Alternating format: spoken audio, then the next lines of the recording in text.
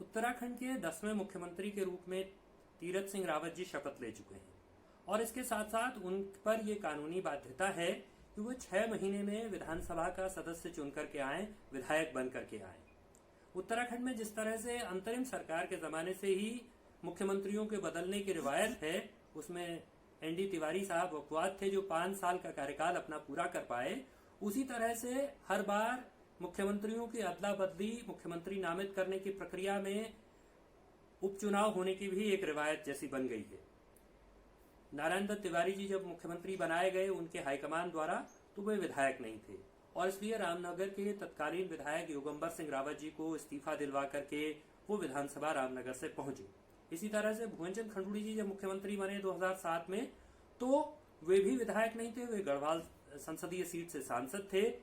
कांग्रेस के टीपीएस रावत जी को उनकी सीट से इस्तीफा दिलवा करके वो विधानसभा पहुंचे और टीपीएस रावत तब सांसद हो गए बीजेपी में शामिल होकर। इसी तरह से विजय बहुगुणा जब मुख्यमंत्री नामित किए गए 2012 में, तो वो भी विधायक नहीं थे और उनके लिए भाजपा के किरण मंडल ने सीट खाली की और किरण मंडल की जगह सितारगंज से चुन करके विजय बहुगुणा जी विधानसभा पहुंचे।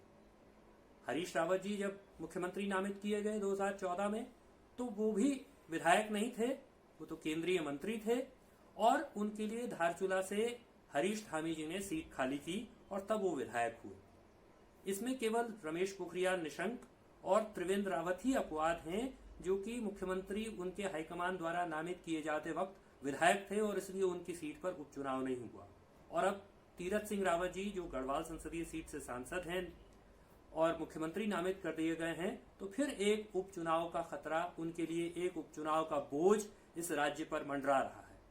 इसके बीच में कल भारत के निर्वाचन आयोग ने सल्ट में 17 अप्रैल को उपचुनाव की तारीख घोषित कर दी है। सल्ट में जो विधायक थे सुरेंद्र सिंह जीना जी, उनकी कोरोना के चलते दुखद मृत्यु हो गई और उसके चलते वहां उपचुनाव हो रहा है। हमारा ये निवेदन है मुख्यमंत्री से, हम ये कहना चाहते हैं कि उनको सल्ट से उपचुनाव लड़ना चाहिए।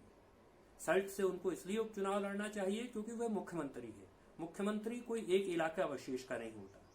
विधायक जब आप चुने जाते हैं, विधानसभा का चुनाव लड़ते हैं सिर्फ, तब आप किसी क्षेत्र विशेष के प्रतिनिधि हो सकते हैं।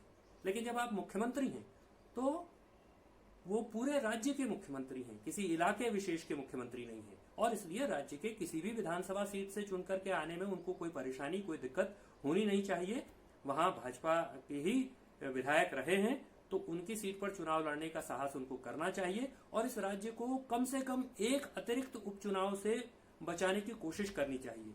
60,000 करोड़ के कर्जे में डूबा हुआ राज्य इस तरह से हाई कमानों के निर्णयों के चलते ये जो उपचुनाव का बोझ झेल रहा है, इस उपचुनाव के बोझ को राज्य को मुक्त होना चाहिए। हम तो राज्य के विधायकों से भी कहना चाहते हैं कि उनको ये साहस करना चाहिए कि वे अपने हाईकमानों के सामने कहें कि विधायक चुनना, वे विधायक हैं और इसलिए मुख्यमंत्री चुनना उनका अधिकार है। हाईकमान के सामने वो अपना अधिकार सरेंडर न करें और इस राज्य को इस तरह के उपचुनावों के बोझ से मुक्त किया जाए। मुख्यमंत्री 60,000 करोड़ के कर्जे में डूबे हुए इस राज्य को उपचुनाव के एक अतिरिक्त बोझ से बचाने के लिए सल्ट से चुनाव लड़ें, ये जरूरी है।